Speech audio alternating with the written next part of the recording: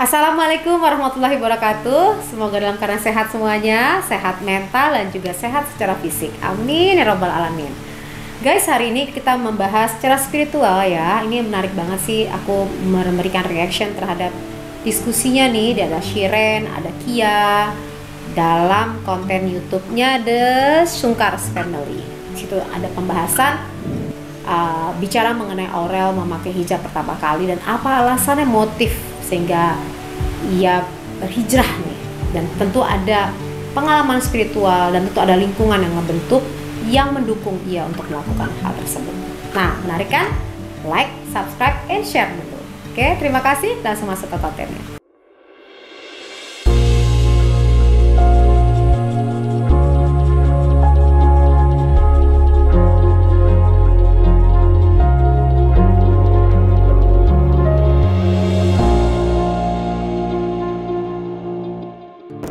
Nah, saya ngambil dari kontennya The Sungkars Family ya di sini ya. Ini dari diskusi 3 orang nih ngobrol-ngobrol. Itu orang baru pakai jilbab berapa bulan ya? Baru, jadi aku itu setelah menikah, aku nikah itu sebelum puasa. Nah, jadi dia pas lagi nikah kan sebelum puasa.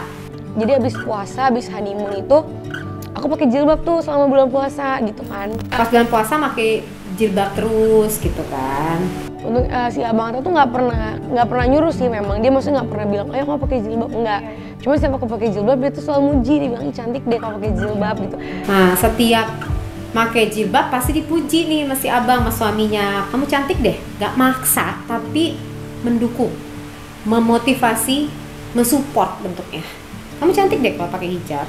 Kan kalau istri kan kalau dipuji kayak gitu kan bener-bener berarti beneran cantik gitu. Setelah itu berjalannya waktu ya udah kayak udah nyaman, terus kayak udah pakai aja gitu. Nah, jadi karena dukungan dari suami itu alasannya kenapa Aurel itu berhijab ya. Jadi penting banget nih dukungan suami yang mengarahkan istri untuk menjadi perempuan yang lebih baik. Itu alasannya kenapa suami itu imam di dalam rumah tangga. Benar gak sih? Jadi pada saat suami yang baik ya istrinya akan menjadi istri yang baik. Nah, kurang lebih sih seperti itu. Karena memang niat nikah kan nantinya juga akan di dunia dan di akhirat bersama-sama, ya kan? Benar gak sih? Sampai til jannah. Nah, itu dia bagi poinnya. Aku masih muda, baru 22 tahun waktu itu. Terus lingkungannya juga masih gak ada yang berjilbab gitu kan. Terus teman-teman aku juga masih pada yang ya maksudnya nggak ada yang jilbab, cuma aku doang. Cuman akhirnya karena suaminya dukung terus. Nah, tadi kan usia 22 tahun pada waktu itu, keluarga juga belum mengenakan jilbab. Jadi tidak kemudian teman-teman juga tidak ada yang belum mengenakan jilbab. Tapi memang ternyata suami ya yang mengarahkan Aurel untuk mengenakan hijab pada akhirnya. Maksudnya kayak kita aja yang mamanya udah pakai jilbab, ya kan? Tante semua ya udah banyak yang berhijab lah kalau keluarga. Belum, itu aja nggak mudah loh buat aku, apalagi kamu. Maksudnya aku lebih salut karena kayak ya, untuk Shiren dan juga Kia juga sama, walaupun keluarganya adalah menggunakan hijab tapi tidak mudah untuk mengenakan hijab. Tapi kalau misalnya Aurel terpanggil ini, bagi mereka pas lagi diskusi ini adalah sungguh luar biasa. Bener sih, memang luar biasa banget juga, aku ngeliatnya juga luar biasa. Apa namanya ya, panggilan itu ada pada saat open yang membuka diri, maka keinginan itu terpanggil untuk merasakan atau mengenakan hijab. kamu kan bukan dari lingkungan yang banyak yang pakai hijab, tapi kamu duluan nih yang lebih muda, itu tuh masya Allah gitu. Maksudnya kayak. Dan tadi katanya mereka berdua juga, katanya Shiren juga bukan lingkungan yang mengenakan hijab, tapi kamu duluan yang muda yang mengenakan hijab. Jadi itu akan memberikan influence buat sekeliling ke lingkungan ya. Sebenarnya kamu lebih berat daripada kita, Dek, gitu loh. Itu masya Allah banget. Ya cuman alhamdulillah. Nah, artinya Aurel di sini lebih berat daripada mereka yang memang sekelilingnya sudah mengenakan hijab. Gitu. Tadi panggilannya tadi sekali lagi suami cukup mempersuasif banget. Seneng banget Kak, jadi kayak teman-teman aku gitu yang kenal tuh mereka bilang gini, aduh gue jadi mau pakai jilbab juga gitu. Jadi aku kayak, oh ya udah, aku langsung pasti kalau ada yang ketemu. Dan lucu banget ya, jadi karena Aurel akhirnya juga menstimulasi lingkungannya dan termasuk teman-temannya gitu loh. Jadi Shiren juga sampai happy banget lihat ekspresinya di 13.11. Dia ngeliatin aku terus pakai jilbab, terus tiba-tiba suatu saat dia ngechat abis aku dari Malang sama Mbak Sandy, Dek aku mau berjilbab gimana? Masya Ya Allah Kak, ayo pakai jilbab Masya aja. Aku Allah. bilang aku terinspirasi nih dari kamu, kata dia gitu. Masya Allah. Ya nggak apa. Jadi akhirnya menstimulasi lingkungannya. Nah, karena bisa menstimulasi lingkungan, makanya kata Shire, oh kamu dapat pahala loh, gitu loh. Jadi menstimulasi orang untuk lebih mendekatkan diri kepada Allah. Nah, itu berarti seorang public figure yang mengarahkan followersnya menuju ke arah yang positif.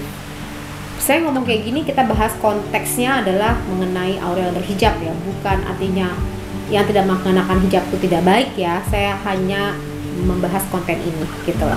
Tahun 2012 Dari orang belum pada pakai jilbab, gue lagi gini, lu kenapa pakai itu jilbab? pasti kayak tiba Pulang umroh. pulang umroh kayak udah capek aja gitu loh. Di sini juga Kia juga ceritain bahwa ia mengenakan hijab karena udah capek aja. Sampai sekarang aja tuh godaannya Masya Allah banget gitu loh. Secara kan ya namanya kita pertemanan gitu dan iman kita kan up and down ya. Jadi itu wajar banget gitu loh. Nah gimana caranya supaya kita ngebentengin hati kita, itu tuh yang PR-nya supaya ya mudah-mudahan Allah jaga ya keimanan kita. Amin ya Allah. Jadi Nah, karena pertemanan dan lingkungan juga, maka kekuatan iman di sini yang dipertaruhkan ya. Artinya bisa tidak mudah tergoda lagi untuk melepaskan hijab. Nah, itu disampaikan oleh Kia dan Shiren, semuanya mengaminkan. kayak sama kayak Atta, jadi kayak ini tips sih sebenarnya ya buat para lelaki. Iya kayak, kan? iya, jangan dikerasin. Perempuan itu Jadi dilembutin. Ya, dia tadi Shiren juga menyatakan untuk para lelaki jangan dikerasin, perempuan tuh seneng dilembutin gitu. Terus ya. dipuji di saat kita Iya. lagi tuh, aku kan langsung kayak Nah, kayak Ata dipuji, jadi jangan harus pakai gitu loh, tapi dipuji. kayak berasa kayak terbang. Nah, jadi Nah, rasanya tuh langsung kayak ini pakai jilbab terus Iya. jadinya kayak jadi nyaman gitu. sama, ini Makanya kan sering puji. Jadi ngasih tahu orang dengan kelembutan tuh penting banget. Nah, berarti ini buat para lelaki ya yang suami-suami pengen istrinya berhijab. Karena kan kamu adalah hijab pertama untuk di akhirat nih, supaya kamu bisa diringankan ya. Nah, caranya seperti itu, jangan dipaksa tapi dipuji istrinya. Nah, lebih sih seperti itu. Nah, dari gambaran tersebut ya bisa diambil bahwa tiap orang tuh ada namanya digerakkan hatinya untuk bisa mengenakan hijab, jadi nggak bisa dipaksakan gitu loh. Jadi nggak ada pemaksaan. Nah, jadi dengan kelembutan, dengan pelan-pelan kasih tahu, dengan dipuji, dimotivasi, itu jauh lebih baik. Kalau memang belum panggilannya ya nggak kenapa-napa juga. Artinya ini kan hanya diskusi di antara mereka bertiga gitu kan.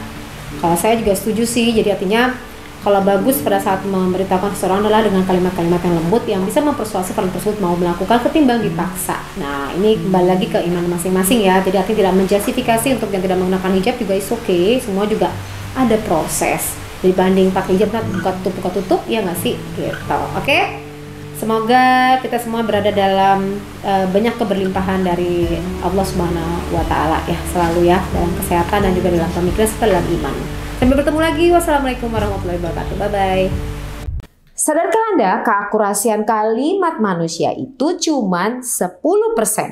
Sisanya 90% adalah ekspresi wajah, kemudian body language, baru kata-kata. Berarti kalau orang bicara atau kawan Anda bicara, perlu Anda perhatikan adalah ekspresi wajahnya dibanding dengan kalimatnya. Karena kalimat manusia cenderung untuk menyenangkan orang lain, sehingga perasaannya ditutupi dan juga apa yang dipikirannya. Oleh sebab itu, sebagai seorang penjual, sebagai seorang ibu, sebagai seorang ayah, sebagai seorang pemimpin, siapapun juga penting untuk mempelajari ekspresi wajah manusia. Maka pembahasan kita fokus kepada micro expression. Bertemu lagi dengan Poppy Amalia. Kali ini pembahasan videonya berkaitan dengan reprogramming program pemikiran dan perasaan. Seperti apa sih pembahasannya dan kenapa kaitannya bisa mengubah nasib? Diskusi ini bisa berguna untuk apa saja. Misalnya kamu yang lagi mencari pekerjaan, atau kamu yang lagi kehilangan arah, atau kamu yang lagi sakit belum sembuh-sembuh, atau keadaan kamu yang tidak baik, atau rezeki kamu yang seret, atau masalah dengan keluarga, atau masalah dengan lingkungan. Bisa untuk apa saja, bahkan untuk hal-hal yang kamu tidak pikirkan bisa menghasilkan yang luar biasa, misalnya rezeki atau uang yang berlimpah-limpah. Saya sampaikan di sini dalam bentuk program ulang pemikiran dan perasaan. Harapannya adalah Anda bisa bergabung di kelas saya dalam program Programming Program bersama Poppy Amalia.